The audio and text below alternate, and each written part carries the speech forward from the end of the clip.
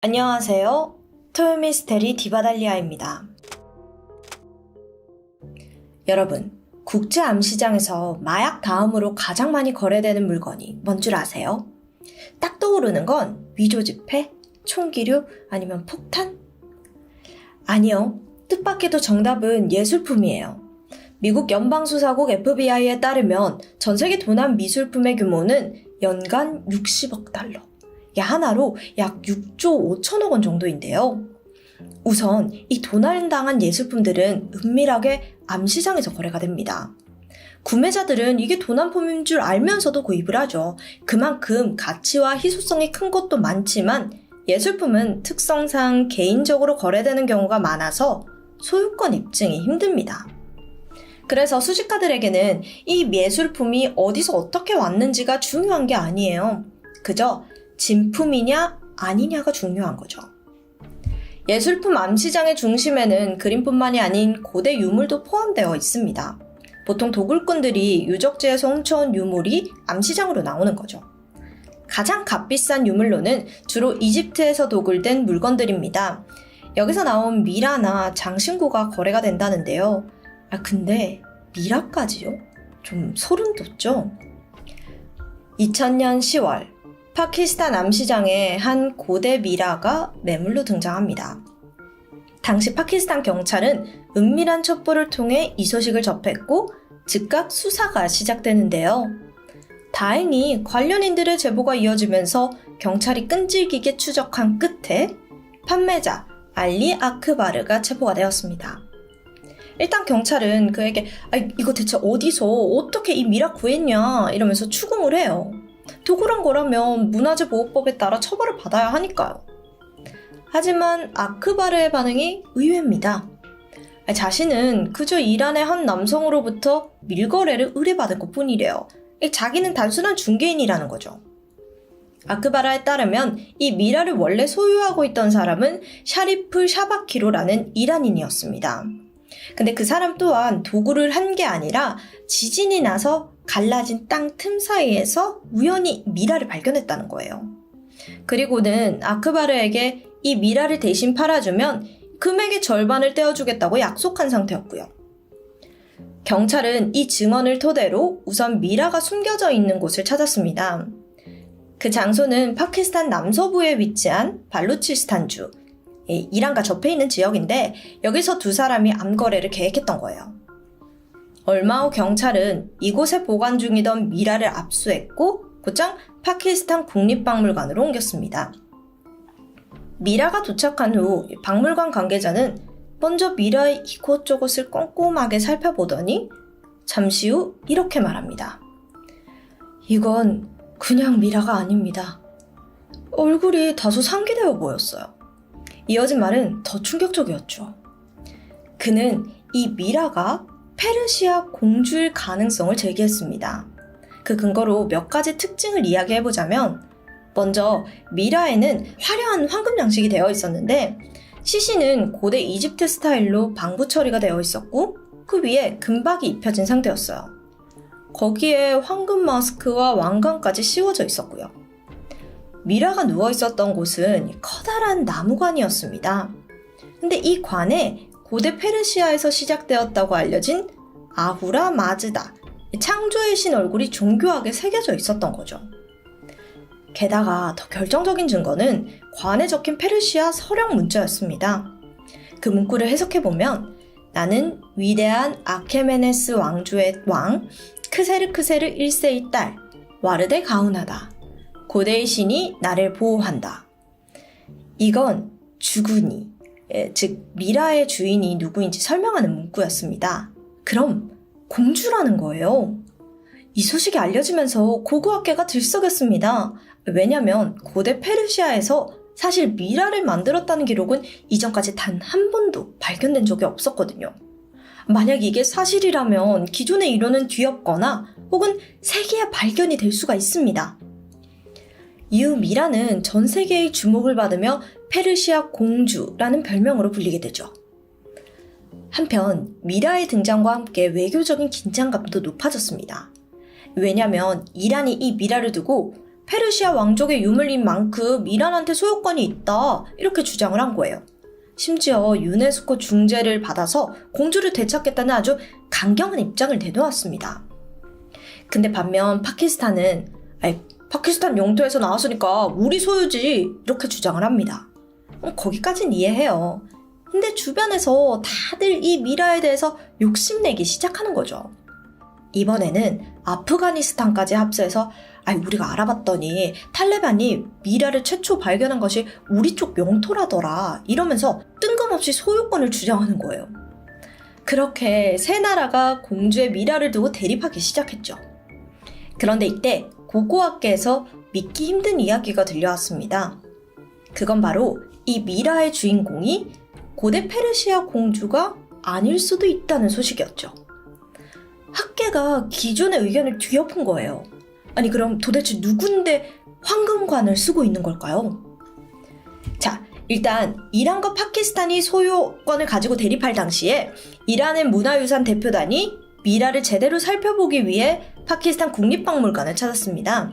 그리고 이때 미라 가슴 위에 덧대어진 황금색 판에 주목을 했죠. 그곳에 공주의 이름이 새겨져 있었거든요. 근데 자세히 보니까 페르시아식이 아니에요.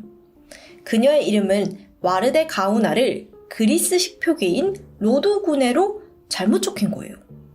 그래서 이걸 두고 이란 관계자들은 이 페르시아어에 익숙하지 않은 사람이 새긴 것 같은데? 라고 의심하기 시작했죠. 게다가 더 수상한 건 다소 엉성한 만듦새였습니다. 미라를 만들 때는 보통 이집트 기준으로 콧구멍을 통해서 시신의 뇌를 제거합니다. 이 과정에서 코와 뇌 사이에 있는 여기에 있는 연골은 부서지기 마련인데요.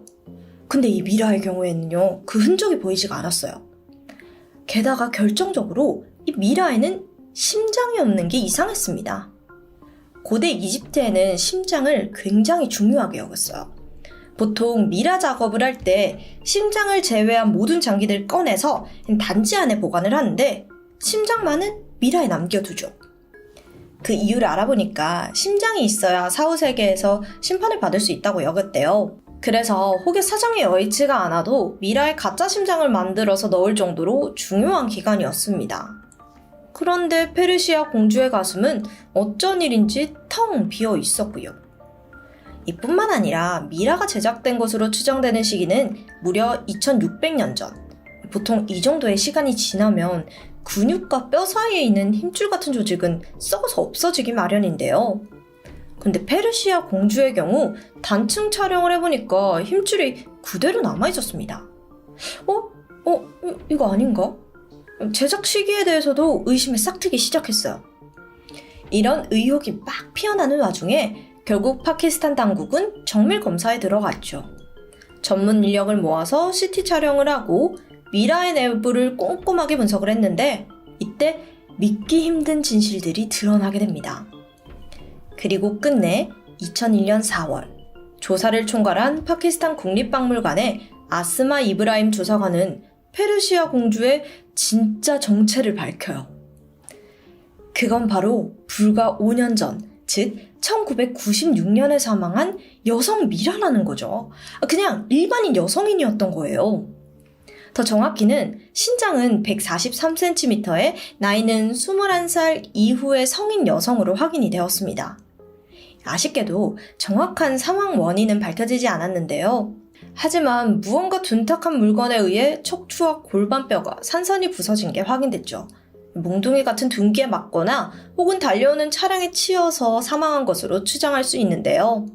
근데 이게 이럴 수가 있나요?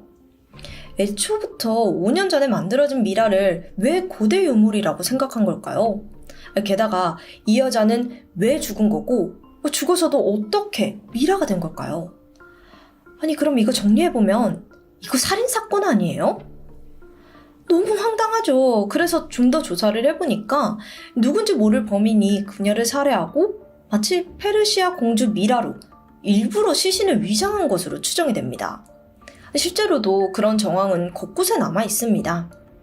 먼저 시신의 겉면을 단단한 붕대가 감싸고 있었는데 머리 쪽부터 이걸 풀어보니까 가장 먼저 나온 게 머리카락이었어요. 밝은 금발이요. 그러면 피해자는 백인 여성 아닐까요? 정밀 화학 분석을 해봤죠? 결과는 더 놀라웠습니다. 범인이 피해자의 시신을 아예 하얗게 표백시킨 흔적이 있더라고요. 이건 아마도 시신을 억지로 노화시키기 위해서였던 것으로 추정이 됩니다.